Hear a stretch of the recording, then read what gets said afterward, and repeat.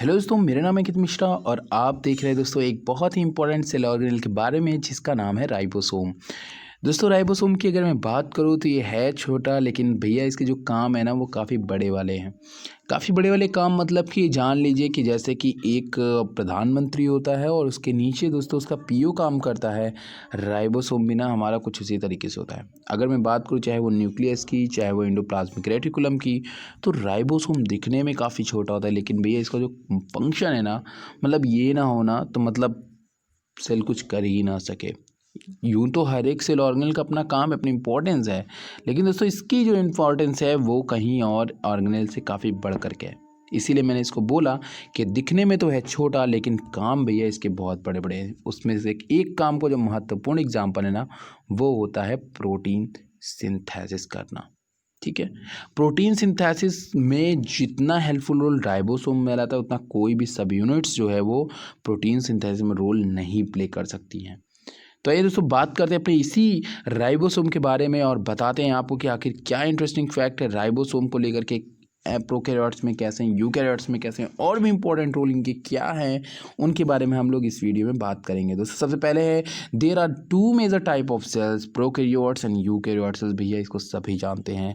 Ribosome are cell organelle that consist of RNA and protein. अगर मैं बात करूँ राइबोसोम जो होते हैं वो कई तरीके के सेल ऑर्गेनेल से जो होते हैं वो कंसिस्टेड होते हैं, जो कि आरएनए एंड प्रोटीन से बने। They are responsible for assembling the protein of the cell depending on the protein production level of particular cell. Ribosome में भी नंबर ऑफ मिलियंस, मतलब कि इनका जो बेसिकली काम होता है प्रोटीन्स का बनाना दोस्तों, वो क्या करते हैं कि प्रॉपर असेंबलिंग के द्वारा आरएनए और प्रोटीन्स जो है वो आरएनए से प्रोटीन्स हमारी जो है वो बनती है। वो दोस्तों पर्टिकुलरली निर्भर करता है हमारे राइबोसोम्स के ऊपर, और मिलियन ऑफ राइबोसोम्स जो होते हैं वो शायद में भी होते हैं सेल के अंदर। यहाँ पे कुछ ऐसा चीज़ें जो है वो लिखी गई हैं। अगर दोस्तों बात करूँ मैं कुछ इंपॉर्टेंट की पॉइंट्स अपने राइबोसोम के ऊपर, तो ribosome are cell organelle that are function in protein synthesis. Ribosome in plants and animal cells are rather than those found in bacteria. कहते हैं कि राइबोसोम इन प्लांट और एनिमल के अंदर जो राइबोसोम मौजूद होता है, मतलब 80S राइबोसोम, वो किसी भी 70S मतलब कि बैक्टीरियल राइबोसोम के मुकाबले काफ़ी बड़ा होता है। जैसे कि दोस्तों राइबोसोम में दो सब यूनिट्स होती है, इस चीज़ को आप हमेशा ध्यान रखिएगा। एक सब यूनिट छोटी होती है, दूसरी सब यूनिट बड़ी होती है। दूसरी तरफ दोस्तों 80S राइबोसोम की अगर बात करूँ तो इसकी जो छोटी सब यूनिट है वो ये होती है और ये बड़ी सब यूनिट है। अगर मैं बात करूँ तो यहाँ पे दोनों के शेप में अंतर है। ये हमारा 70S वाला है, मतलब यहाँ 40S होगा, और दोस्तों दूसरी तरफ हमारा जो होगा सॉरी ये 30S होगा, और दूसरी तरफ दोस्तों हमारा जो होगा वो 50S होगा। ठीक है, दूसरी तरफ दोस्तों अगर मैं बात करूँ तो यहाँ पे 40S और 60S का कॉम्बिनेशन तैयार होगा। तो ये वाला जो शेप है वो काफ़ी बड़ा है हमारे इस शेप के मुकाबले। तो हम कहते हैं कि भैया जो प्रोकैरियोट्स का है उसका जो राइबोसोम होता है वो यूकैरियोट्स के मुकाबले छोटा होता है। ठीक है, उसके बाद दोस्तों अगर मैं बात करूं तो large ribosome subunit and small subunit, two subunits are produce. जैसा कि मैंने कहा पहले भी कि यहाँ पे ये स्मॉलर सब यूनिट है और ये वाली हमारी लार्जर सब यूनिट है जो कि दिखने में बड़ी होगी। उसके बाद the two subunits are produce in the nucleus united inside plasm during protein synthesis के टाइम पे जो दोस्तों ये दोनों सब यूनिट्स हैं वो न्यूक्लियस रिलीज करता है, वो न्यूक्लियस जाता है प्रोटीन के साथ में, प्रोटीन के साथ में बाइंड करता है mRNA के साथ में, और उसके बाद प्रोटीन सिंथेसिस में इंपॉर्टेंट रोल प्ले करता है। Free ribosome are found suspended to cytosol while bound ribosome are attached to the endoplasmic reticulum.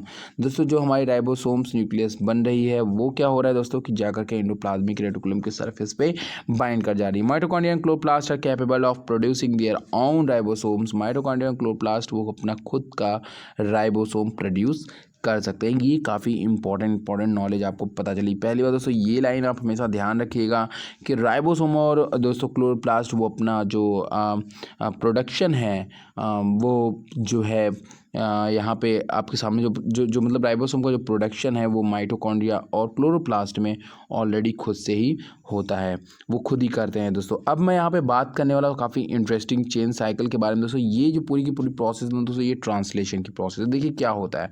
सबसे पहले बात करो दोस्तों तो ribosome are typically type compose of two subunits, large subunit, small subunit. Eukaryotic cells के में अंदर 80S होता है, जिसमें दोस्तों एक लार्ज सब यूनिट होती है जो कि 16S होती है, और जो स्मॉल सब यूनिट होती है वो 14S होती है। ठीक है, right. Such as these are plant cell animal cells and larger in size and prokaryotic ribosome 70S। जबकि 70S वाले जो राइबोसोम है, बैक्टीरियल राइबोसोम है, वो इनके मुकाबले थोड़ा छोटा होता है। Ribosome subunits are synthesize in the nucleolus and cross over the nuclear membrane and cytoplasm through the nuclear pore. दोस्तों जनरली जो सब यूनिट्स बनती हैं वो हमारे न्यूक्लियोलस में बनती हैं और फिर न्यूक्लियर पोर के थ्रू जो होती हैं वो साइटोप्लाज्म से बाहर चली आती हैं। तो ये काफ़ी इंपॉर्टेंट फैक्ट आपको पता चलेगा। Both ribosomal unit join together and ribosome attach to the messenger RNA. जो राइबोसोम से वो हमारे एमआरएनए के साथ बाइंड करता है ड्यूरिंग प्रोटीन सिंथेसिस। ये हमारा एमआरएनए होता है, ये हमारा राइबोसोम होता है। दोस्तों ये क्या करता है, आकर के बाइंड करता है हमारे एमआरएनए पे और शुरुआत कर देता है 3 के कोडॉन्स को जोड़ने का। 3 कोडॉन दोस्तों एक एमिनो एसिड को जो है, देखिए 3 कोडॉन है, 1 2 3, ये तीनों कोडॉन दोस्तों एक एमिनो एसिड को लेकर के आते हैं, यहाँ पे बाइंड करते हैं। इनके एमिनो एसिड कॉम्प्लीमेंट्री होते हैं दोनों, ये वाले। अब जैसे कि मान लीजिए कुछ ऐसा है, जैसे ये वाला हमारा मान लो कि लेकर के आ रहा है एक एमिनो एसिड, ठीक है ना। अब इसके पास 3 सीक्वेंस है, मान लो इसके पास है ATG है, ठीक है। अब जो mRNA होगा दोस्तों उसके पास मान लो कि है A की जगह पे मान लो T है और T की जगह पे मान लो A है और G की जगह मान लो C है। अगर उसको यहाँ पे ये सीक्वेंस मिल गया तो इसी पे आके क्या कर जाएगा, ये बाइंड कर जाएगा और जो इसका जो एमिनो एसिड है वो छूट जाएगा यहाँ पे और वो दोस्तों एक चेन बना लेगा, ठीक है ना। अगेन ये अनचार्ज होकर के जो है वो बाहर निकल जाएंगे ताकि दूसरे भी एमिनो एसिड को मौका मिल सके। इस तरीके से दोस्तों राइबोसोम जो है वो इंपॉर्टेंट रोल प्ले करता है प्रोटीन से। इस तरीके से चेन बनती चली जाती है और तकरीबन 21-24 के अप्रॉक्स जैसे चेन हमारी पहुंचती है दोस्तों, वो चेन जो होती है वो बन जाती है पॉलीपेप्टाइड चेन। और इस पॉलीपेप्टाइड चेन को दोस्तों हम लोग कहते हैं जनरली प्रोटीन्स। तो दोस्तों प्रोटीन बनाने में इस तरीके से काफ़ी इंपॉर्टेंट रोल प्ले करती है, चाहे वो tRNA हो, चाहे वो mRNA हो, चाहे वो राइबोसोम हो। ये सभी दोस्तों जो यूनिट्स होते हैं काफ़ी इंपॉर्टेंट होती है। आशा है पूरी वीडियो पसंद है, इसको लाइक करिएगा, शेयर करिएगा और ढेर सारा फॉलो करिएगा दोस्तों, क्योंकि जल्दी ही वीडियो आपके लिए मॉलिक्यूलर बायोलॉजी का आने वाला है जिसमें ये सभी चीज़ें दोस्तों वो काफ़ी अच्छी तरह से और आपको समझाई जाए। मैं अंकित मिश्रा और आप देख रहे हैं दोस्तों बहुत ही इंपॉर्टेंट एक चार्ट जिसकी इंपॉर्टेंस इतनी है दोस्तों कि मैं आपको क्या बताऊं। बहुत दफ़े लोग मुझसे सवाल पूछ रहे थे कि 70S और 80S राइबोसोम के बीच में आप डिफ्रेंशिएशन बताइए, एक चार्ट बनाइए ताकि उनके लिए ये चीज़ें काफ़ी ईजी हो जाए दोस्तों। तो यहाँ पे मैं आपके सामने एक चार्ट लेकर के आया हूँ। थोड़ा सा छोटा है, दिखने में लग रहा होगा आपको, लेकिन काफ़ी इंपॉर्टेंट है, तो इसको आप ध्यान से देखिएगा। इस चार्ट में कौन कौन सी बातें लिखी गई हैं दोस्तों। सबसे पहले दोस्तों अगर मैं बात करूँ तो यहाँ पे आपके सामने लिखा गया है, एक सेकेंड में 1 मिनट देख लेता हूँ। यहाँ पे असल बात वो रेड कलर का है, प्रेजेंस। दोस्तों क्या प्रेजेंट होता है और क्या एब्सेंट होता है इसकी बात करेंगे दोस्तों। सबसे पहले दोस्तों प्रेजेंस है इन प्रोकैरियोट्स बैक्टीरिया में होता है 70S राइबोसोम और 80S होता है दोस्तों इन यूकैरियोट्स में। अब दोस्तों अगर मैं बात करूँ यूकैरियोट्स की तो यूकैरियोट्स में कई चीज़ें आती हैं, जैसे एल्गी आती है, फंजाई आती है, हायर प्लांट्स एंड एनिमल्स आते हैं। तो ये सभी बिलोंग करते हैं 80S राइबोसोम के अंदर और 70S राइबोसोम में दोस्तों हमारे बैक्टीरिया वगैरह आते हैं। सेडिमेंटेशन की अगर मैं बात करूँ कोफिशिएंट की तो दोस्तों यहाँ पे आपको 64S और 72S देखने को मिलता है। एवरेज की बात करूँ तो 69S मतलब तकरीबन 70S के आसपास। अब देखिए 64S मतलब कि कई बैक्टीरिया में आपको 64S देखने को मिलता है, कई में आपको 72 देखने को मिलता है। दोनों के एक्सपेक्ट रेशियो को मिला देंगे तो आपको एक एवरेज वैल्यू 69 मिलेगी, इसीलिए हम इसको बोलते हैं 70S राइबोसोम। दूसरी तरफ दोस्तों अगर मैं बात करूँ यूकैरियोट्स में तो उसका 79 से 85S के बीच में होता है। किसी किसी फंजाई में कुछ और होते हैं, किसी किसी में कुछ और होती हैं। 80S मैमल्स के अंदर हमें देखने को मिलते हैं। साइज़ की बात करो दोस्तों तो रिलेटिवली स्मॉलर होते हैं 70S, जैसे नाम से ही इंपॉर्टेंट है, और दोस्तों 80S थोड़ा सा बड़े होते हैं। सब यूनिट्स की दोस्तों अगर मैं बात मॉलिक्यूलर वेट की बात करूँ तो 70S का 10 × 10 की पावर 6 होता है और उनका 4 से 5 × 10 की पावर 5 होता है, या 10 की पावर 6 होता है, सॉरी 10 की पावर 6 होता है। तो दोनों बराबर ही हैं, थोड़ा मोड़ा ज़्यादा अंतर नहीं, लेकिन फिर भी अंतर आपको देखने को मिलता है। सब यूनिट्स की बात करूँ तो दोस्तों 70S राइबोसोम 50S और 30S से मिलके बने हैं, जबकि दूसरी तरफ दोस्तों अगर मैं बात करूँ इनकी सब यूनिट्स की तो ये 40S और 60S से मिलके बने हैं। टोटल 100S का इस्तेमाल होता है और बनता है दोस्तों 80S। दूसरी तरफ हमारा 50S 30S मतलब 80S का इस्तेमाल होता है और बन रहा है 70S। RNA की बात करें तो 3 मॉलिक्यूल ऑफ RNA 16S होता है दोस्तों यहाँ पे RNA 30S सब यूनिट था और 23 एंड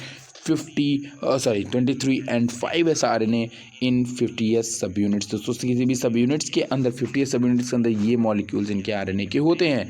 4 मॉलिक्यूल ऑफ आरएनए होता है दोस्तों इनके सब यूनिट्स के अंदर, जिसमें दोस्तों हमारा आरएनए 16s है, 18s आरएनए है, 14s सब यूनिट्स में होती हैं। जबकि दूसरी तरफ अगर मैं 16s की बात करूँ तो वहाँ पे आपको 25 से 29s देखने को मिलता है, और ये सभी चीज़ें दोस्तों आपको देखने को मिलती है। मॉलिक्यूलर वेट ऑफ आरएनए की मैं बात करूँ तो 16s आरएनए होता है दोस्तों इतना इतना इतना। बाकी आप चीज़ें चार्ट को अच्छी तरीके से देख लीजिएगा। मैं कुछ इंपॉर्टेंट पॉइंट के बारे में बात करूँगा, ये कोई पूछता नहीं है। खैर नंबर ऑफ प्रोटीन की बात करूँ 21s1 S1S21 इन स्मॉल सब यूनिट, 34 इज लार्ज सब यूनिट। टोटल प्रोकैरियोट 52-60 प्रोटीन्स होती हैं। अगर मैं बात करूँ नंबर ऑफ प्रोटीन की तो आपको प्रोकैरियोट्स में तकरीबन 50 से 60 प्रोटीन देखने को मिलती हैं, जबकि अगर मैं बात करूँ यहाँ पे यूकैरियोट्स के अंदर तो यहाँ पे आपको 70 से 80 तरह के प्रोटीन देखने को मिलती है। Average molecular weight of protein के प्रोटीन का वेट तकरीबन 18,000 होता है, और दूसरी तरफ इनके प्रोटीन की मॉलिक्यूलर वेट 21,000 के अप्रॉक्स होता है। तो ज़्यादा बेस्ट हमें 80 अभी तक देखने को मिल रहा है। अगर मैं बात करूँ नंबर ऑफ अमीनो एसिड की तो दोस्तों यहाँ पे हमारे 8,000 होते हैं, और दूसरी तरफ इसके जस्ट डबल हो जाते हैं, मतलब तकरीबन 16,000 अमीनो एसिड्स होते हैं दोस्तों वो मौजूद होते हैं। आरएनए प्रोटीन रेशियो की बात करूँ तो दोस्तों आरएनए 2 होता है तो प्रोटीन 1 होता है, लेकिन दोस्तों यूकैरियोट्स के अंदर में आरएनए और प्रोटीन का कंटेंट दोनों बराबर ही देखने को मिलता है। इंपॉर्टेंट चार्ट है दोस्तों, इसको ध्यान में रखिएगा दोस्तों। इसमें क्या इंपॉर्टेंट है, कौन कौन से पॉइंट इंपॉर्टेंट है, मैं एक बार आपको फिर से रिकैप कर दे रहा हूँ। आप प्रेजेंस को जरूर देखिएगा किस में हो रहा है, जैसे एक बैक्टीरिया में हो रहा है कि किस में हो रहा है, ये पूरा होल जाने कई दफ़े बच्चे कंफ्यूज रहते हैं कि भैया मतलब प्रोकैरियोट्स में 80 बता देते हैं और यूकैरियोट्स में 70, तो ये गलत है। आप 70s कहेंगे क्योंकि आपका EcoR1 बहुत यूज़ में लाया था, इकोलाई लाया था यूज़ में, तो उसमें 70s राइबोसोम मौजूद होता है, तो वो उसकी अपनी एक इम्पॉर्टेंस है दोस्तों, वो आप एक बार ज़रूर जा कर के चेक कर सकते हैं दोस्तों। उसके बाद दोस्तों इनकी जो कौन कौन सी सब यूनिट्स है, अगर मैं बात करूँ दोस्तों तो यहाँ पे राइबोसोम की एक छोटी सब यूनिट होती है, एक बड़ी सब यूनिट्स होती है, ठीक है। तो जो छोटी वाली है वो 30 हो जाती है, और जो बड़ी वाली वो 50 के आसपास जाती है, और टोटल जो बनती है दोस्तों राइबोसोम वो में 70s राइबोसोम बन गए थे। तो इसी तरह उसमें दोस्तों 14 और 16 का रेशियो होता है। तो ये रेशियो बनाया गया इंपॉर्टेंट दोस्तों। आपके पसंद आया, आपको वीडियो पसंद है, इसको लाइक करिएगा, शेयर करिएगा, मुझे बताइएगा आपको वीडियो कैसा लगा। Thank you very much.